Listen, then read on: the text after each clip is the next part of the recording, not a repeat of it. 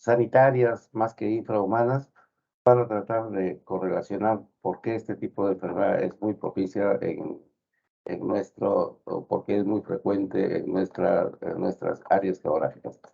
Y estamos hablando de la tuberculosis en nuestro país, el cual sabemos nosotros que es una enfermedad infectocontagiosa de carácter prevenible y curable, si es que lo queremos hacer, si nosotros lo hacemos en esas circunstancias como realmente lo estamos llevando a cabo con el COVID, pero que esto ya tiene una denominación propiamente invariable, como es el Mycobacterium tuberculosis, el cual puede afectar cualquier parte del cuerpo, puede ser el cerebro, la columna vertebral, ¿no? Llamada al famoso mal del fondo, que lo vamos a ver en una de nuestras presentaciones de los alumnos. Y este bacterio tuberculoso también es conocido como el bacilo de Koch, en honor a este científico alemán que realmente fue quien lo descubrió y como el causante de esta enfermedad. Y generalmente se viene estudiando de esta enfermedad científicamente desde el año 1882. Vean ustedes qué cosa es la tuberculosis. La tuberculosis es una enfermedad infectocontagiosa prevenible y curable que es causada por esta bacteria, ¿no? Que es denominada, para lo cual tiene que estar definitivamente libre de todo exceptación, pero realmente como es una eminentemente pulmonar, no deja de lado de ser del cerebro ni de la columna vertebral. Es una enfermedad, decimos que es infecto contagiosa transmisible que se transmite de persona a persona según la gráfica como estamos viendo, en la cual una de ellos está enferma y es el que realmente no toma las conductas necesarias para poder prevenir esta enfermedad, ¿no? Lo cual hace de que no sea diseminada y realmente no afecte a mayor gente de la población a la cual está expuesta, ¿no? ¿Y cómo se adquiere esto? Cuando las personas hablan, a veces uno no sabe con quién está hablando, pero si yo estoy hablando con una persona que tose frecuentemente, lógicamente que voy a tener que tomar mis precauciones, porque puede contagiarme al hablar, al escupir, a toser, al estornudar, en donde se eliminan a través de las bolillas de aire que nosotros eliminamos, ¿no? Ahí van encapsuladas las bacterias, lo cual hace que se transmita por vía respiratoria a la persona sana. Es por ello que mucho ha tenido que verse que cuando se aspiran este tipo de bacterias, estos tienen que tener un tiempo necesario para que se pueda contagiarse de tal manera que puede ser en el hogar, en el lugar de trabajo, en los vehículos de transporte público, que lo hacemos generalmente cuando tenemos la calidad todavía de aprendiz o aprendizaje, o como alumnos, ¿no? Hasta que tengamos la oportunidad de llegar a tener el título de médico cirujano y vivamos en otro confort y en otras condiciones. Esto fácilmente nos enseña que debemos tener en cuenta lo importante es esto, ¿no? Los que predominan generalmente o son más comunes en la tuberculosis es un paciente que tose por más de 2 semanas. La tos puede ser con flema persistente o puede ser una tos seca, ¿no? La fiebre especialmente se incrementa por las noches, la tos generalmente se acompaña con hemoptisis, que es el esputo con sangre, ¿no? Con lo cual obliga a que esta enfermedad produzca baja de peso porque realmente el apetito se pierde, ¿no? Y por las noches estos pacientes tienen una sudoración nocturna y generalmente tienen un dolor de pecho que nos hace que eso nos obligue necesariamente a hacer inmediatamente un diagnóstico inmediato. Y vean ustedes que si realmente no sabemos nosotros, no cuajamos en nuestro deseo de poder encontrar una enfermedad que presenta todas estas características parecidas o prodrómicas en otras, pero realmente tiene un tic, ¿no? Que es la pérdida de peso, ¿no? Que es la baja del apetito, la sudoración por las noches, la esputo con hemoptisis, con sangre, y eso los obliga necesariamente a hacer el descarte inmediato para llegar a hacer el diagnóstico primario de la enfermedad. Vean, esto fácilmente nos ayuda necesariamente a tener en cuenta que generalmente estos síntomas son permanentes y son parte del folclore de este propio tipo de enfermedad. Ahora, ¿y cómo llegamos al diagnóstico de la tuberculosis? Al diagnóstico de la tuberculosis, generalmente cuando tenemos pacientes con esa patología de descrito, lo primero que tenemos que descartar es que no sea una tuberculosis y que esa tuberculosis no sea complicada, ¿no? Una tuberculosis por fría es fatal. Lógicamente, para eso hay que evaluar los análisis que realmente debe predominar en la primera instancia. Para lo cual, lógicamente que el esputo, generalmente en los productos, las heces, ¿no?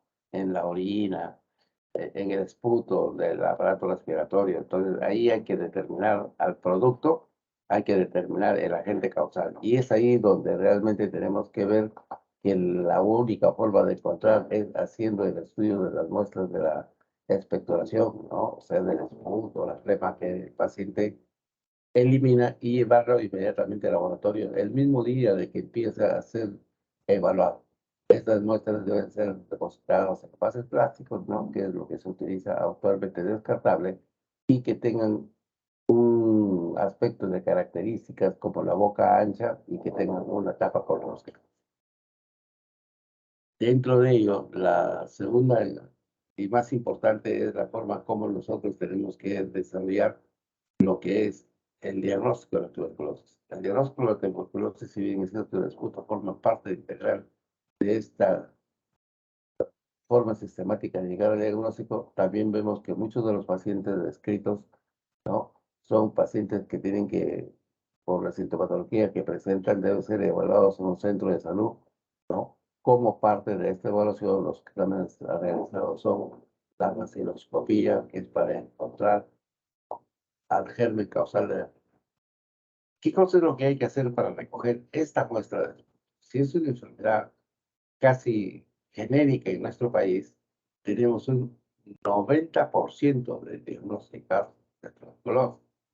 Y en Lima llegamos al 99%, ¿no? En el Cerro del Salmón, el Cerro del Pino, una zona eminentemente epidemiológicamente causante de esta enfermedad, en donde realmente viene mucha gente de provincias, se anida y no hay salubridad apropiada para poder vivir en condiciones óptimas. Lógicamente que esto se hace para que la primera muestra que hay que sacar siempre de estos pacientes tiene que ser generalmente el primer día de la evaluación, y el segunda muestra viene a ser al segundo día, al siguiente día.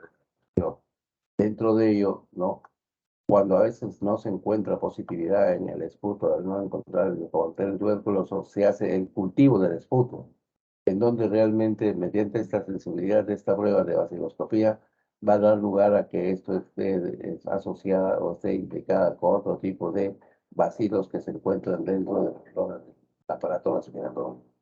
La radiografía de tórax es otro de los elementos importantes, ¿no? Es una prueba básica, esencial y de gran utilidad en el diagnóstico de la tuberculosis, debido a que ello nos permite ver la extensión de la enfermedad pulmonar y su evolución o sus secuelas.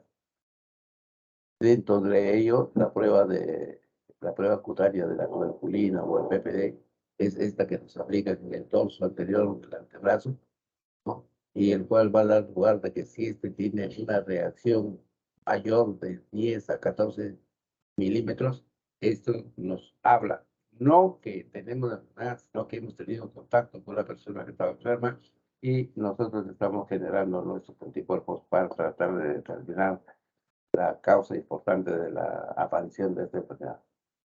Frente a ello, cuando estamos a la expectativa que nosotros tenemos que ver definitivamente cómo tenemos que evitar frente a esta enfermedad, lo primero que tenemos que ver es que esas personas deben estar protegidas desde el que nace, ¿no? Que es la primera vacuna que nos ponen en nuestro plan de vacunaciones, al cual todos somos sometidos y obliga a que sea de estricto cumplimiento, ¿no? Es la BCG, y nos deja pues esa pequeña secuela que todos llevamos en el hombro, ¿no? O en el antebrazo, en la zona deltoides, lo cual nos habla de que realmente esto tiene que ser un diagnóstico precoz y oportuno, ¿no? En las personas que tienen tuberculosis. Generalmente hay que evitar, ¿no? Tratamientos de quimioprofilaxis, ¿no? Como la isoniazida, que nos permite que a toda persona sospechosa, ¿no? A partir de los 19 años debe entrar en tratamiento, ¿no? Preventivo. Estos pacientes generalmente deben cumplir con, si son tosedores, taparse la boca con pañuelo, tanto al toser como al hablar, ¿no? Y tratar de botar la flema en el papel higiénico y desecharlo de inmediato en una zona donde realmente no permita la forma como se puede diseminar, ¿no? Otra de las formas de prevenir la enfermedad es tapándose con el antebrazo la boca al toser, estornudar y o hablar. No hay que escupir en el suelo. Esa es una bendita costumbre que hasta ahora no se la podemos quitar al peruano y que es parte ya de su cultura, de que todo lo bota al suelo, la basura, los esputos, ¿no? Y hace las deposiciones al aire libre. Eso nos pone a que tengamos una gran variación al respecto de la forma como se diseminan este tipo de enfermedades. Esto tiene que ser visto desde un punto de vista de que realmente todas las personas tenemos que tener una habitación con muy buena ventilación, con muy buena, perdón, ventilación, y que realmente corra a través del ambiente con aire fresco. Es la tanto en el hogar como en el lugar de trabajo. Y esto, lógicamente, olvídense de que el consumir la alimentación balanceada, respetando sus horarios, va a dar lugar a que nosotros nos pongamos libres de este tipo de enfermedad. ¿Qué medidas se deben enfrentar para que realmente no los afecten? Veamos ustedes que lo importante es un saneamiento de la vivienda, ventilación natural de los ambientes, una interrupción solar natural de los ambientes y una excelente alimentación, ¿no? Que debe ser sana y balanceada, lo cual tampoco es una garantía, no nos enfermemos, ¿no? Sino que realmente es muy fácil tener contacto con personas que están enfermas sin darnos cuenta. A veces, ¿no? Se evitó de que el saludo o el besito de la parte de los más jóvenes podría contagiar. A pesar de ello, ha seguido la gente con sus usos y costumbres, cual ha dado lugar a que realmente no tenga una alimentación balanceada con frutas, verduras frescas, carne, pollo, pescado y estas. Hay una pregunta que realmente es muy clave dentro de este tipo de enfermedades. ¿La tuberculosis es una enfermedad que se cura? Sí. La tuberculosis es tratable y curable. Diagnosticada a tiempo e iniciado su tratamiento a tiempo, esta enfermedad con toda seguridad que va a mejorar, a curarse completamente, de tal manera que en nuestro país este tratamiento es gratuito y consiste en la administración de varios medicamentos que se suman, ¿no? Eh, lapso de 6 meses en la mayoría de los casos. La curación de esta enfermedad requiere de que todos los pacientes tengan su medicamento diariamente y completen la duración del tratamiento a pesar de sentirse mejor después de los primeros días de iniciar el tratamiento. La Organización Mundial de la Salud, ¿no? Y de la OMS recomienda utilizar como estrategia la administración supervisada por el personal de la salud y la cantidad de elementos necesarios que son parte del tratamiento. ¿En qué consiste el tratamiento? En que sea eficaz, ¿no? Sea potente y tenga efectos tóxicos. Todo esto se clasifica en estos 3 grupos, de tal manera que la quimioprofilaxis está de acuerdo al peso del paciente y se da una vez al día por las mañanas generalmente. Por lo tanto, al iniciar el tratamiento debe ser tener que clasificar al paciente dentro de las clasificaciones como si esto es un caso inicial, es un caso de abandono, es un caso que tiene recaída o tiene un fracaso terapéutico. Vean, que el retratamiento viene a ser lo que veremos después de las enfermedades reemergentes, es ya habiendo recibido un tratamiento anterior, este paciente que ha recibido los 3 fármacos, ¿no? Propiamente iniciados al inicio, estos deben que añadirse uno o dos más para tratar de ser administrados hasta que la prueba de sensibilidad llegue. El retratamiento debe realizarse en centros de especialidades raros y por personal especializado, ya que tienen que utilizar fármacos de segundo nivel con menor actividad antivacilar y mayor toxicidad. Vean ustedes, ¿no? De que son centros referenciales de mayor y más alta complejidad. Y esto nos explica definitivamente qué cosa es lo que tenemos que saber por tratar de ver qué cosa es lo que tenemos que hablar sobre este tipo de enfermedades. Eso es lo que tenemos que saber. Tuberculosis hay en todo el mundo, en nuestro país, el Cerro Sacón, el Cerro San Cosme y el Cerro El Pino, está a 5 cuadras del Palacio de Gobierno, miren, a 5 cuadras, y hay un 90%, vamos a decir un 99% de pacientes que en alguna vez en su vida han tenido tuberculosis o tienen tuberculosis.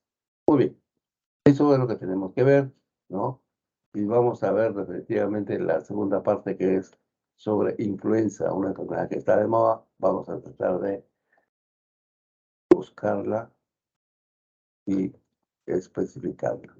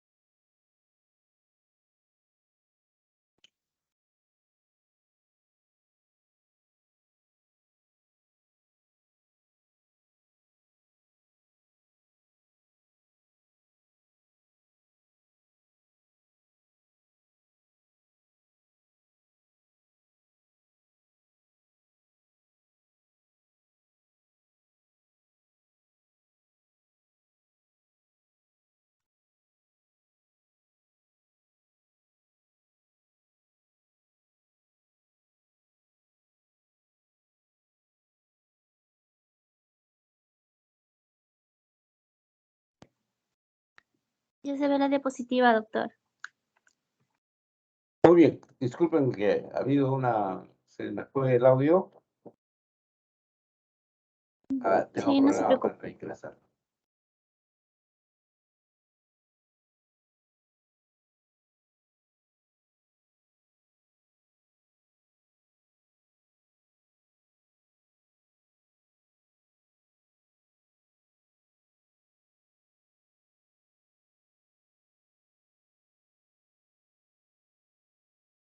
Miren, cuando estamos hablando de influenza, estamos hablando siempre generalmente de una enfermedad causada por un virus y esto generalmente de carácter agudo y de localización en vías respiratorias, ¿no? Y el gente que la produce tiene su mismo nombre, ¿no?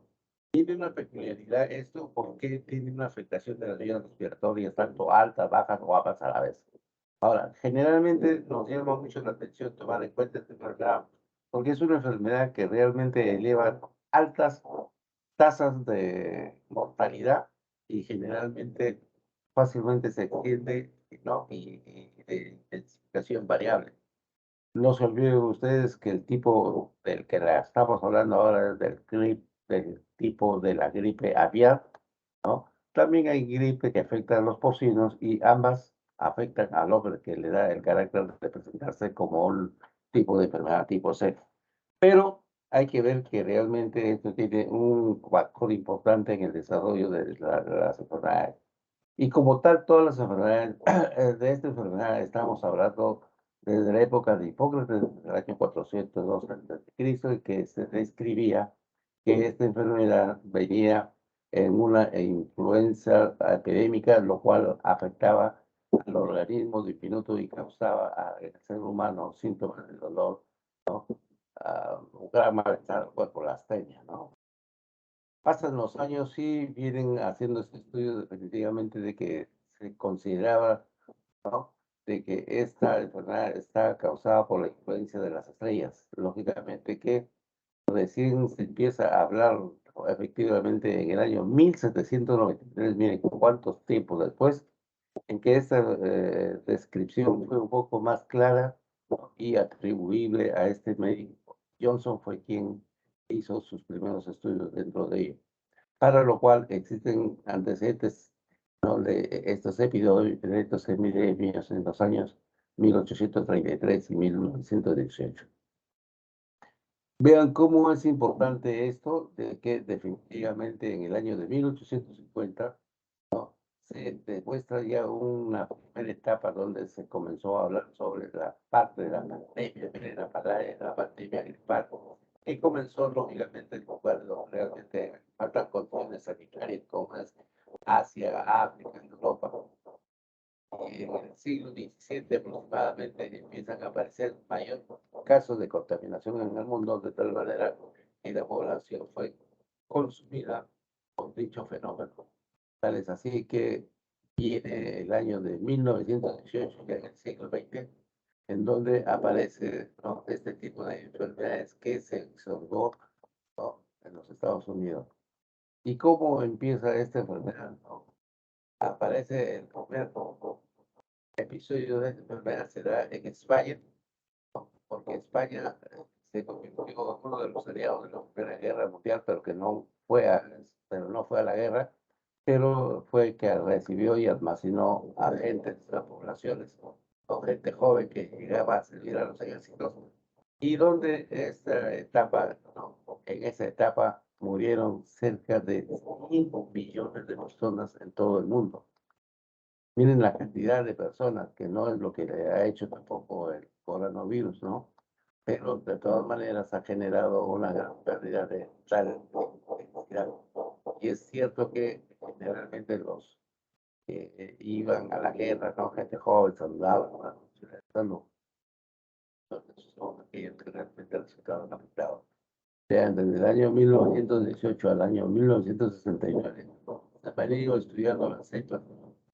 La gripe española fue causada por la cepa H1N1, ¿no? En el año 59 la cepa H2N2 y en el año 1979 la H3N2. Y esto vea cómo realmente mató, ¿no? En 1818 mató a cerca de 100 millones en el mundo. Después de 35, 40 años mata a 2 millones de personas y en el año 1960 mata a 1 millón de personas. Generalmente la población está afectada entre personas de la primera edad, es decir, 25 años, pero después esta enfermedad se disemina y afectaba tanto a niños como a personas adultas. ¿Por qué se mató tanta gente en el año 1909? No había vacuna. En el año 1969 ya había vacuna en el mercado de los Estados Unidos. Mediante esa gráfica estamos viendo nosotros que hay una variación sistemática del virus, que es el que realmente se presta a la replicación de la enfermedad y su variación. De tal manera que esto en realidad se está haciéndose más sostenible a nivel mundial, por cuanto esta pandemia es conocida como el virus de la influenza humana. Esto es una variante, ¿no? De aparición que hemos tenido de enfermedad, ¿no? Y la que va aumentando definitivamente es la gripe humana, que realmente se ha producido en una peligrosa pero preocupante enfermedad por su diseminación. Esto es a través de la historia, cómo ha venido modificándose y qué instituciones han venido preocupándose por tratar de hacer de que esta enfermedad de la gente causal varíe con la aparición de las vacunas. Y esto va a dar lugar a los cambios biométricos, biológicos, realmente significativos. Generalmente la población afectada de esta enfermedad está comprendida entre personas de los 2 y los 17 años. Y generalmente todas las personas que han causado, han sido hospitalizadas o se han muerto relacionadas a esta enfermedad, generalmente se daba entre personas entre menores de 5 años y aquellas mayores de 75 años. ¿Por qué? Porque el menor de 5 años no tiene su sistema inmunológico debidamente establecido y el paciente de la tercera edad, pacientes mayores de 65 años, su sistema inmunológico ya está trastocado. Y esto daba lugar a que generalmente puedan presentarse donde realmente daba complicaciones de este tipo de enfermedad, como en pacientes que tienen enfermedades crónicas como asma, cardiovascular, alta metabólica, diabetes, o tratamientos quimioterápicos. Y esta gráfica nos va a permitir ver que tenemos en mente todo lo que nosotros consideramos para la diseminación. Vean en qué áreas, ¿no?, estamos dentro del compromiso de los Estados Unidos, países asiáticos, africanos, ¿no? Entonces, esto ha dado lugar a que realmente está convertida entre los trópicos de cáncer y trópicos de Capricornio, y que hace que realmente en estas condiciones. Ahora, lógicamente que tenemos que tener la importancia de lo que veíamos nosotros, estas astitas, que es fórmula de la hematoglobina y del neuroalquilasa. Estos son los elementos sensibles que dan lugar a la acción inmediata del virus a través de poderse contactar con los tipos de microorganismos que tiene nuestro organismo, para ver que esto generalmente debe ser susceptible de que no debe ser responsable de las epidemias que tanto se dan, ¿no? Tanto la A, la C, que debe ser, ¿no?, propia de los cerdos, caballos, focas y una gran cantidad de aves migrantes. Ahora, la influenza tiene lógicamente un virus ARN que pertenece a la familia de no. Y este comprende, ¿no?, 5 genes, ¿no?, que eran el A, B, C, D. Pero que lo que nos interesa, que es más importante, es el A, B y el C, ¿no? Debido a que actúan de acuerdo a sus componentes, como la proteína M1, que realmente da una cápsula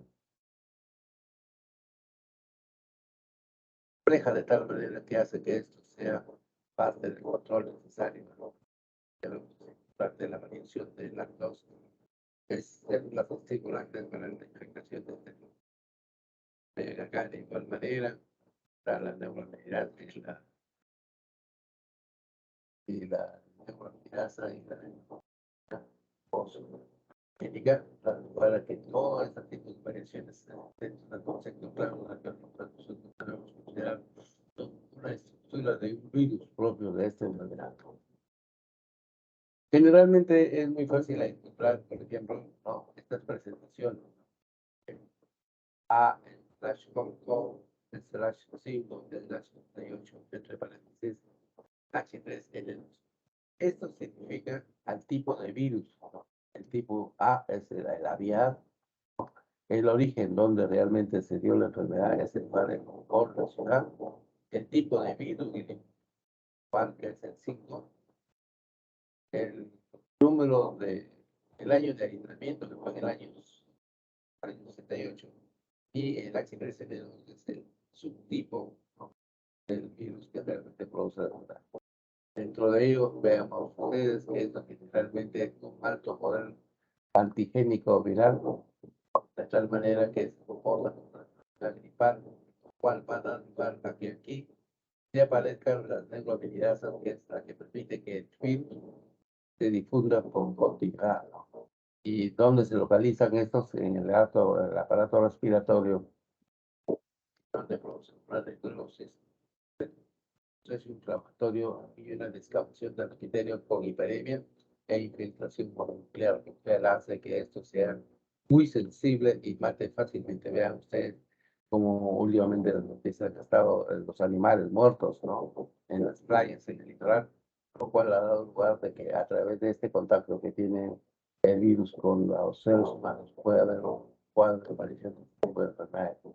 Pero vean que siempre es importante que nosotros debemos tener en cuenta que el ciclo de replicación debe durar entre 4 y 6 horas, se necesitan, de tal manera que si nosotros nos vamos a una fiesta de 8 de la noche a 12 de la noche, a las 12 de la noche, 1 de la mañana, ya estamos en condiciones de habernos contagiado y empezar a producir manifestaciones propias de esta enfermedad, que inclusive puede llegar hasta la muerte.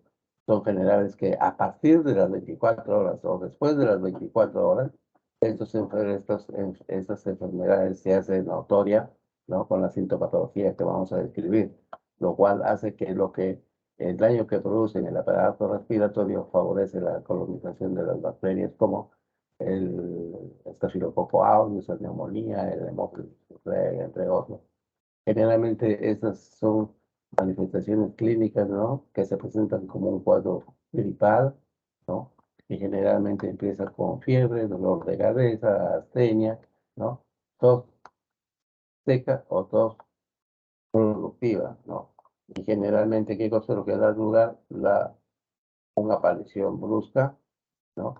Y se acompaña de escalofríos, de fiebre, ¿no? Y el paciente tiene dolores de cabeza, tiene secreción nasal, ¿no? Tiene dolor de garganta, tiene tos y cansancio. Esto tiene que definitivamente estar enmarcado dentro del concepto claro que nosotros consideramos es oportuno tratar de generar la importancia de estar frente a 3 hechos naturales. Y dentro de ello, el concepto que tenemos que tener claramente establecido es que reconocer lo que estamos olvidando nosotros, ¿no?, es ver la cavidad faríngea y después ahí está apareciendo la nueva cepa que ha aparecido, la XBB, ¿no?, que está dando lugar a otro tipo de manifestaciones, ya no las clásicas, ¿no?, sino que está haciendo una variación inmunogenética, ¿no? Inmunoviral, que realmente le está dando características especiales a la aparición de esta forma de la enfermedad de la influenza. Esto generalmente se acompaña de procesos acompañados de tos seca, ¿no? Y que lógicamente se acompañan de congestión nasal, ¿no? Dolor de los ojos, tienen fotofobia, lagrimeo, sensación de quemación ocular. Y en algunos casos se acompañan de ciertas manifestaciones digestivas, como son los vómitos en una forma frecuente. Esta enfermedad es de carácter rítmico y actualizada, lo que decíamos, afortunadamente. Y el periodo máximo de ¿no? 35 días. Gripe que no se cura entre 35 días es por todas maneras es complejo. Esto generalmente se complican por ciertos series patológicas. Tenemos en el aparato respiratorio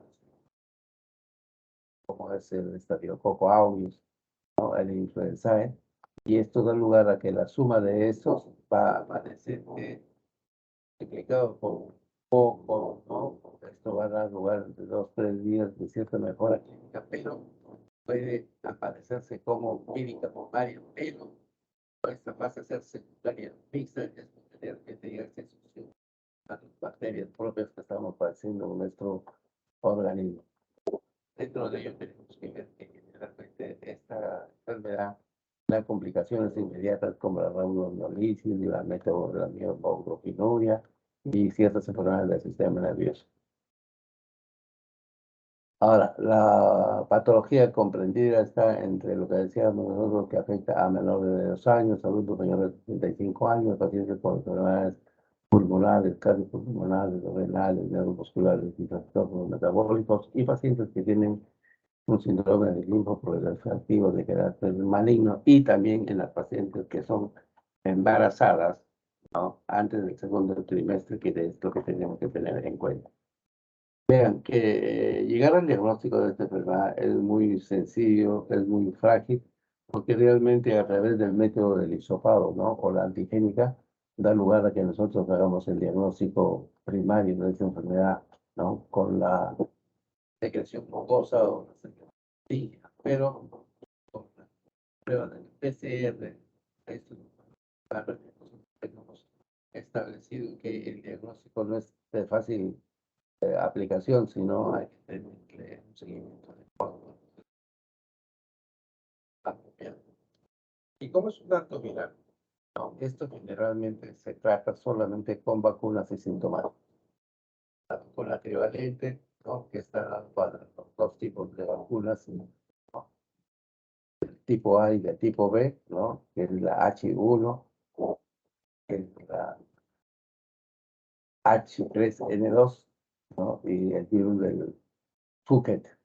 También son los equivalentes que están asociados para los 2 tipos de influenza, tanto el tipo A como el tipo B. Acá en esta grafiquita vemos, ¿no? Cuáles son las medicaciones que se van a utilizar para el tratamiento de la influenza. Y específicamente, como su tratamiento bien lo dice que hay cierta disponibilidad para poder desarrollar lo que ya existe en el mercado, ¿no? El Oseltamivir, que ya lo tenemos inclusive nosotros acá en el Perú, pero ya se vende el Zanamivir y la de mantarina, como la mantarina, en mercados americanos y europeos. Y eso es lo que nos debe ser mucho más importante, ¿no? Donde haya un compromiso de que todas las etnias, ¿no? O sea, todos los colores, todos los géneros, tanto los adultos como los menores, tienen que ser sometidos a la vacuna contra la influenza, y esto va a dar lugar a que definitivamente esto nos aleje cada vez más de una epidemia, una pandemia que realmente nos lleve a la tumba a muchos, pero realmente cuando se cumple con el programa de vacunación, hay que tener establecidamente cuáles son los cuadros necesarios para poder claramente establecer o dejar cómo debemos hacer nuestro tratamiento para las enfermedades naturales. Estos son ciertos criterios que se han utilizado, ¿no? Para la venta de estos medicamentos, ¿no? Y el Zanamivir está aprobado para el tratamiento de personas mayores 7 años, ¿no? Y como un quimio profiláctico en niños mayores de 5 años. Generalmente no está recomendada en personas que tienen enfermedades subyaces, enfermedades líticas respiratorias, y el oseltamivir sí está aprobado, ¿no? Que era lo que ella lo decía, está aprobado para el tratamiento quimioprofiláctico de las personas que van desde los mayores de 1 año y está disponible para ser administrado por vía de cápsulas o suspensión, ¿no? Y ser administrado sin ningún medicamento adicional. Entonces, de tal manera que esto va a dar lugar a que este tratamiento debe ser complementado dentro de los 5 primeros días de iniciar la enfermedad. Muy bien, eso es lo que tenemos que saber sobre influenza. Y vamos a avanzar una más, ya para dejarlo un poco más el tiempo libre para poder desarrollar nuestras actividades frente a estas vicisitudes que presentan los alumnos. No, vamos a hablar otra enfermedad que es muy común, que es la enfermedad diarreica aguda. Sí, está bien, doctor. Gracias. Muy bien.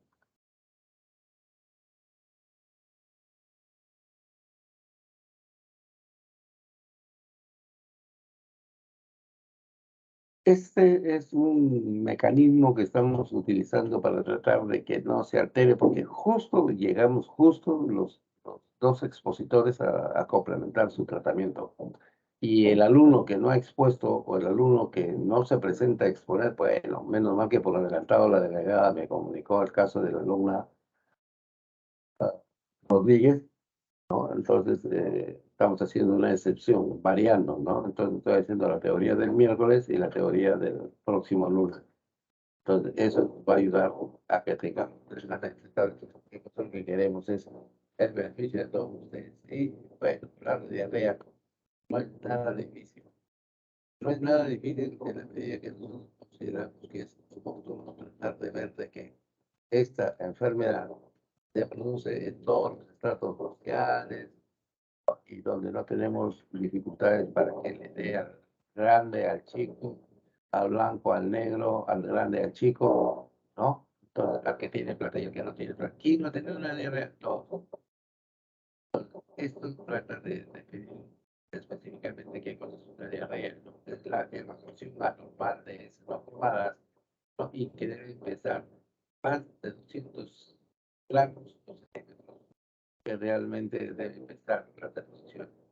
Más de 400, ¿no?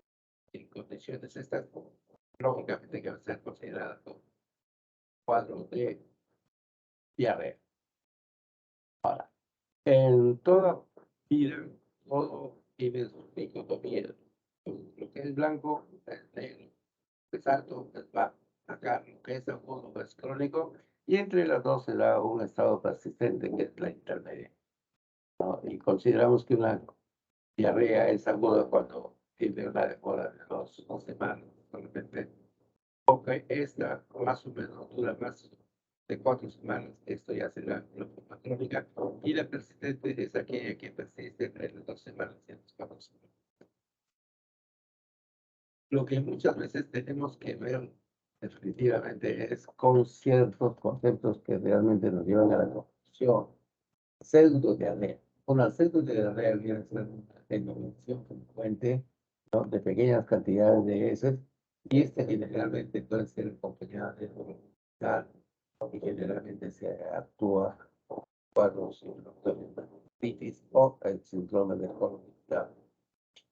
Y a veces confundimos diarrea con incontinencia fecal cuando esta viene a ser una evacuación involuntaria del recto, causada por predominantemente por trastornos musculares o pero otra que también que nos lleva a la confusión viene a ser el concepto que muchas veces tenemos de que diarrea por rozamiento, el cual se da en personas que viven en asilo, ¿no? Y generalmente es por la retención fecal, que se puede dar de forma más importante. Cuando hablamos de diarrea aguda, estamos hablando de que esta es causada generalmente el 90% por agentes infecciosos, y se acompaña de fiebre, se acompaña de vómito y de dolor abdominal. Sin embargo, el 10% restante de diarreas es causada por ingesta de sustancias tóxicas que producen isquemia y otros trastornos. Generalmente son los medicamentos los que vean cómo realmente la presencia de las bacterias actúan a través de las vellosidades intestinales, ¿no?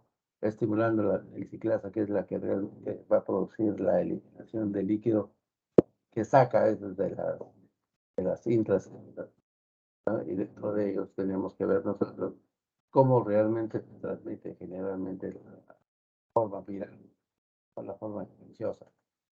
Generalmente es de carácter fecal oral, o sea, de la heces la llevamos a la mano, nos lavamos la mano y con la mano llevamos alimentos en la boca. Y tener contacto con personas directas, contacto ingerir alimentos y con los organismos que están en los excesos. Esto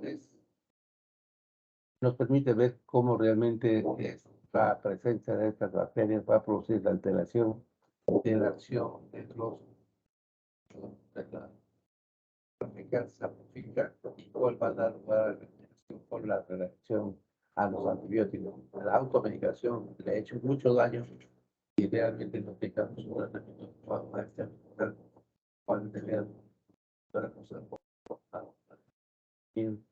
mejor la cantidad de las bacterias residentes, ¿no? Sabiendo que son propias las que deben existir, pero que cuando se alteran el número, no producen agresión al organismo por tóxica. La diarrea aguda infecciosa generalmente cuando se ha ingerido a través de ciertas formas y se ha bandido, se ha superado y no y varias de las cosas digestivas. Doctor, doctor, disculpe, se le escucha entrecortado.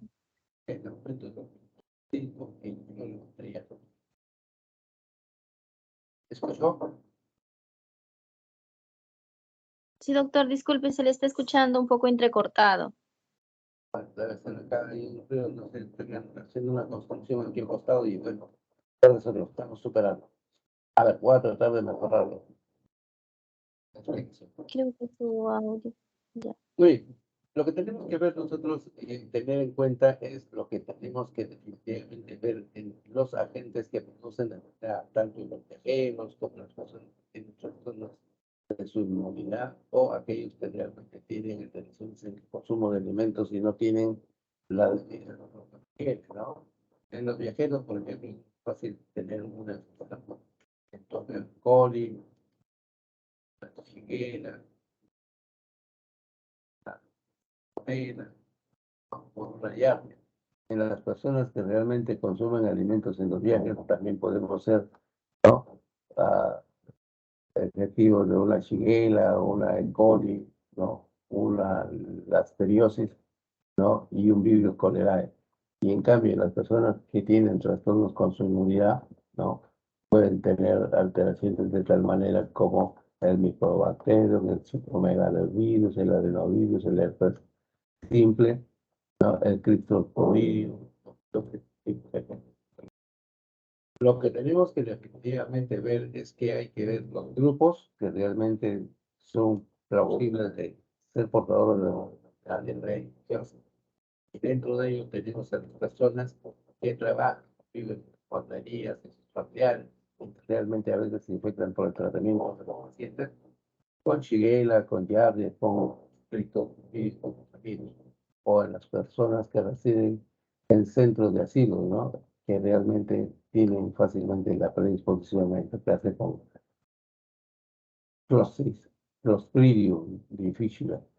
Entonces, dentro de ello, no se olviden de que las diarreas causadas por parásitos generalmente no provocan molestias abdominales, como la diarrea gamblia, ¿no? Entonces, o el cristoforidio. Y cuando las diarreas son de carácter bacterial invasivo, esto generalmente produce dolor abdominal, fiebre alta, ¿no? Por ejemplo, la salmonela, la shigella, la Escherichia coli, enterohemorrágica.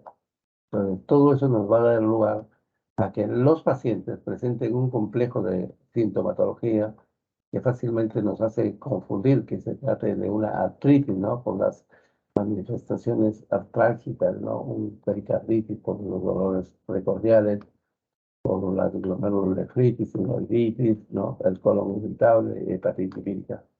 Esto tiene que definitivamente apartarse o delimitarse dentro del carácter que nosotros tenemos que definirnos como enfermedades de carácter causadas por medicamentos, como el uso innecesario de antibióticos, los antiarrítmicos cardíacos por los diarreas, los antihipertensivos, los AINES, los antidepresivos, los antineoplásicos, los broncodilatadores, los antiácidos y los laxantes. Generalmente, la colitis isquémica viene a ser una manifestación clara de una alteración del aparato gastrointestinal y generalmente se presenta en personas de más de 50 años de edad por la presentación de un dolor abdominal agudo, diarrea líquida abundante, diarrea sanguinolenta, ¿no? Y por la presencia de lesiones inflamatorias agudas, ¿no? Del colon ascendente y del sigmoide, ¿no? Y esta diarrea aguda generalmente puede estar dada por una antibioticulitis. Entonces, tenemos que saber que para llegar al diagnóstico de un cuadro diarreico en general, agudo o crónico, ¿no? Esta debe tener las siguientes consideraciones, ¿no? La gravedad, hasta dónde es grave esta enfermedad. Si esta diarrea se acompaña de fiebres elevadas, ¿no? Si esta diarrea se acompaña de sangre, si esta paciente tiene trastornos inmunológicos, o si esto se da en pacientes que han viajado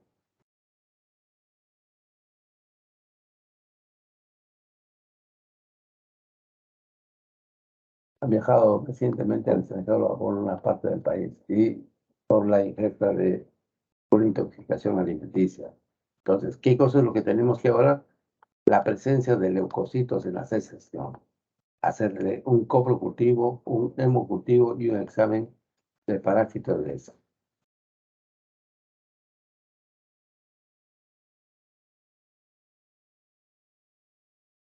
El diagnóstico es un tema muy importante porque lo que tenemos que, lo que les decía, ¿no? Siempre hay que buscar a la gente causal en el producto y en la enfermedad diarreica, ¿no?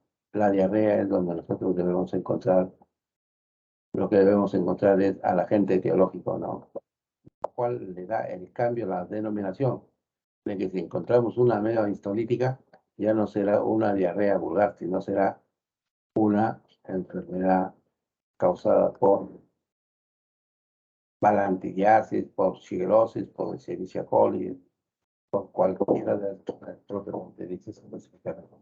Ahora, lo que nosotros consideramos que esto es importante, que cuando no encontramos en el examen directo de las heces, tenemos que buscar el cultivo de las bacterias, ¿no? O cualquier otro virus patógeno, lo cual va a dar lugar a que esto se presente, ¿no? Con la presencia de huevos, ¿no?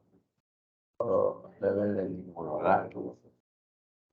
Y esto ciertas toxinas bacterianas o a los antígenos víricos o patógenos.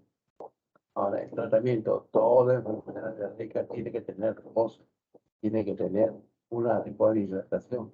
Y para ello tenemos que utilizar elementos de asistencia como sales de rehidratación oral que están constituidos a base de lactosa, cloruro sódico, cloruro potásico y bicarbonato sódico. El tratamiento generalmente no es indicado el uso de antibióticos, ¿no? Solamente debe ser indicado cuando esta diarrea es propiamente con ya un agente definido como la shigella, la colitis por hipertensa y por ciertas enfermedades parasitarias. Entonces, la diarrea del viajero también tiene que ser considerada necesariamente cuando uno viaja de un lugar a otro, ¿no? Y la adaptación a la tolerancia de la dieta de un lugar a otro para que tengamos presente que esto nos puede enseñar que tenemos que tener precaución en los hábitos alimenticios.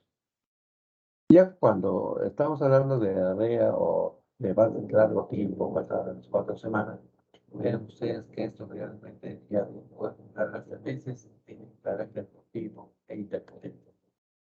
Y dentro de ello lo que tenemos que ver nosotros es generalmente que el carácter secretor, tóxico, tóxico, son las causas principales que diarreica de carácter agudo, de carácter crónico. Y estas diarreas generalmente tienen que ver mucho con la motilidad del tracto gastrointestinal o la famosa diarrea.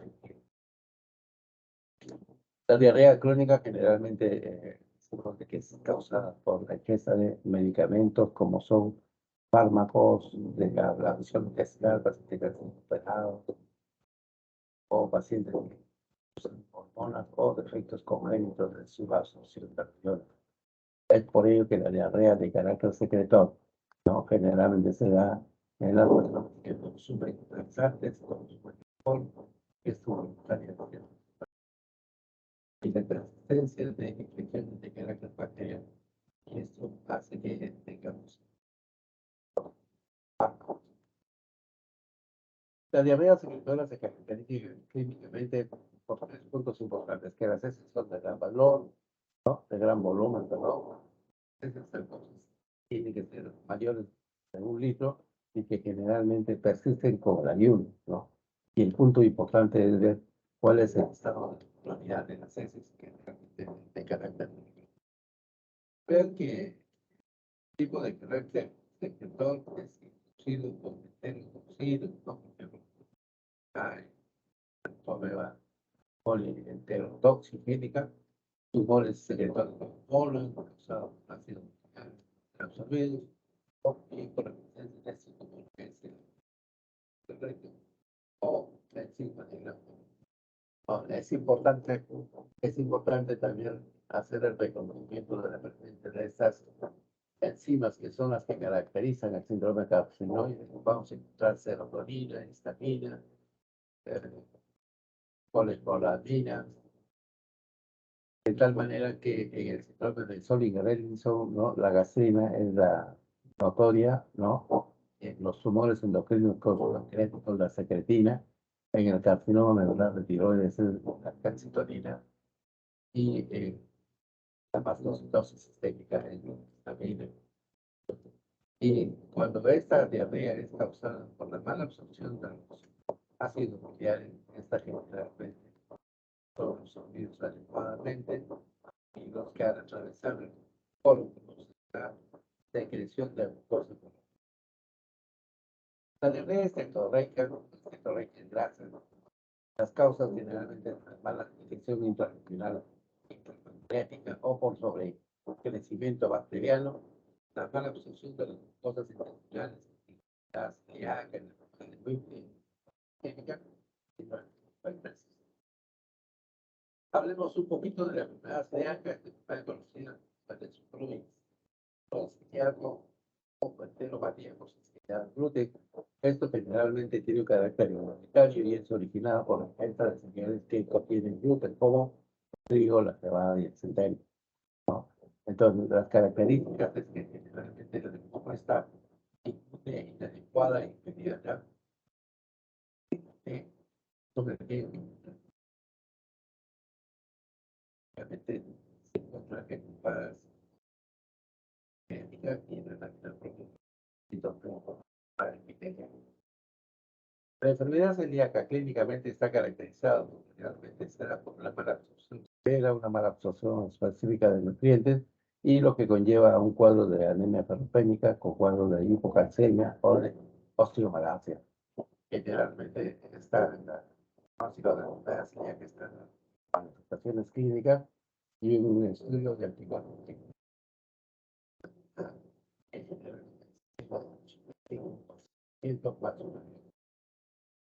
Esta enfermedad celíaca generalmente se trata con aporte de nutrientes ausentes como son hidratos de carbono, verduras, vitamina, los minerales y el agua, ¿no? Lo cual hace que siendo dieta libre y gluten, generalmente no es. Ahora, en una semana. Y la enfermedad de gluten es multisistémica, tiene un carácter con ceto, que es el Trichotomina Whipple, es un gran positivo y generalmente tiene manifestaciones en personas de raza blanca y con manifestaciones de mala absorción. En forma de Whipple, generalmente da manifestaciones intestinales como artritis no deformante, fiebre, linfadenopatía periférica, trastornos neurológicos, enteropatías perdedora de proteína y manifestaciones cardíacas y la diarrea osmótica es causada por el acúmulo de solutos no solubles. Si esa particularmente el paciente ayuda y el soluto GAP de GAP está las causas no generalmente ingesta de sustancias que se absorben mal, como todo laxante de magnesio, o cuando este paciente tiene lactasa o la mala absorción de la glucosa de la sangre.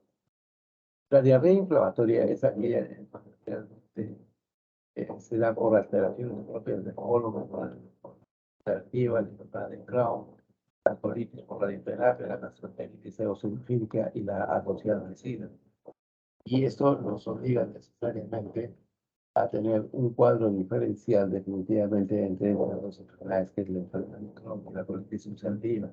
En ambas la etiología es desconocida, en ambas es común que estas enfermedades sean propias del estado de género femenino y que se da debido a la destrucción de células intestinales y la respuesta inmune es aberrante y la inflamación del colon es sucedido.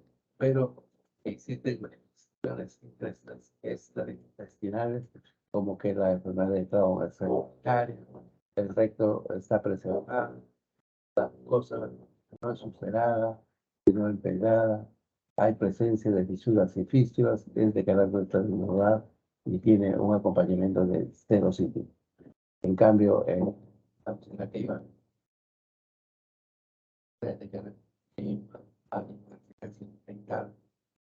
la mucosa es de carácter transmural, no hay fístulas, no hay fisuras, ¿no? Y generalmente cuando realmente estamos hablando de colitis ulcerativa, estamos hablando de que los síntomas dependen de la extensión y la gravedad de la inflamación, como decíamos anteriormente, o como es retornar hacia potencia variable en CS, todo lo cual puede llevarnos inclusive de un estado a otro estado en el que se el movimiento. Y estas diarreas son generalmente de carácter con sangre, lo cual hace que pero la alta severidad está y generalmente cuando queremos llegar al diagnóstico de este tipo de afectaciones, tenemos un aparato que es el proctosigmoidoscopio. La sigmoidoscopía nos lleva a acercar cuadros histológicos compatibles y tratar del endoscopio propio de la enfermedad. Ante la clínica sospechosa no debe llegar, no a todo el mundo, ahora todo el mundo se va a profilácticamente, pero lo importante de todo esto es de que mediante esta prueba, ¿no? Que es por vía rectal, tratar de manejar siempre las conductas intestinales, porque cuando hay cierta permeabilidad, lógicamente puede dar una complicación como la perforación del intestino. Esta sintomatología de carácter, ¿no? De la enfermedad de Crohn es sintomatológica de la úlcera péptica, el dolor es abdominal, ¿no? Que te acompaña de diarrea, y el dolor abdominal en el colon es cuando hay diarrea sanguinolenta.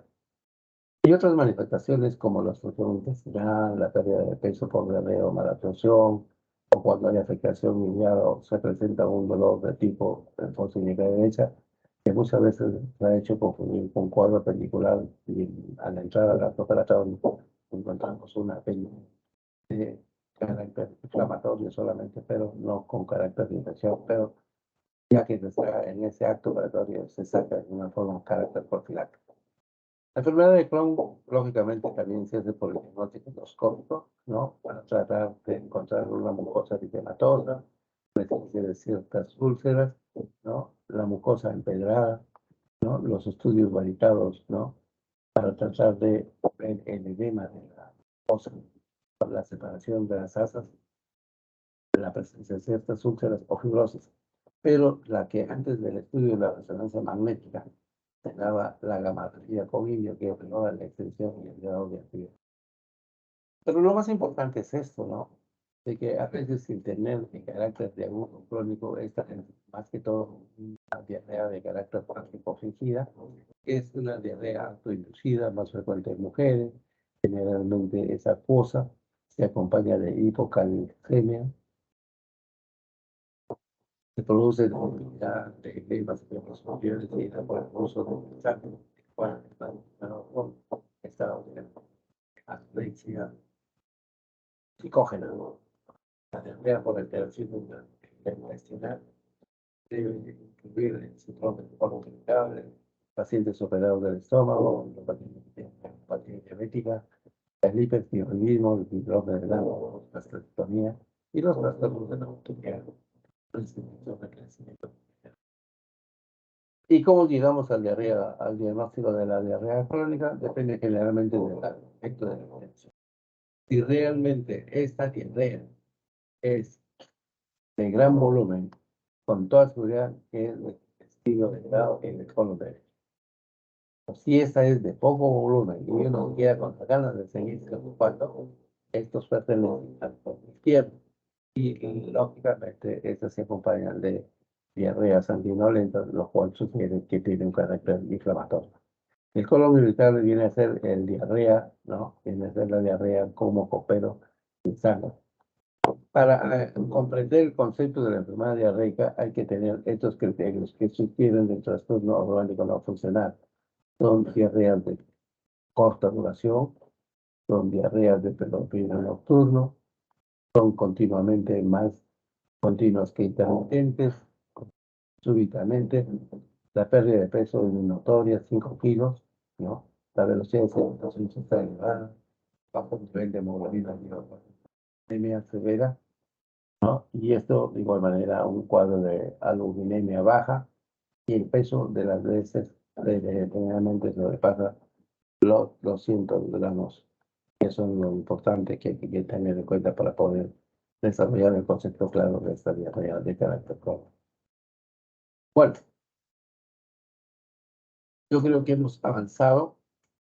Deseo suerte de que desarrollen el curso técnica quirúrgica que no van a tener su examen y traten de aprovechar esta excepción que hemos hecho con ustedes y continuamos el día de mañana con el programado y la amiga del día de hoy pasará al día miércoles. Muy bien, los dejo ahí. Por favor, prepárense para lo que tienen que hacer y nos estamos viendo conmigo el día de mañana. Muy bien, chicos, hasta mañana. Gracias, doctor. Quiero comentarle que mis compañeros se han unido todos, doctor. Todos hemos estado presentes en la clase. A ver. Yo tengo acá 2 saltos. Sí, están conectados, doctor. Santana, hola. Doctor Santana. ¿Dónde está Santana? A ver. Presente, ¿me escucha? Ya, Adriani, ya. Después está Sleep. Esli sí tiene problemas, dijo, de que no hay luz en Sur, como comentó. Que pague, pues. Pero sí ha estado conectado, Ya. doctor. Después, Torres Corrales. Presente, doctor. Buenos días. Ya se puede. Ustedes me hacen recordar y yo les regularizo su asistencia, porque por faltas, tardanzas, también se quedan, ¿ya?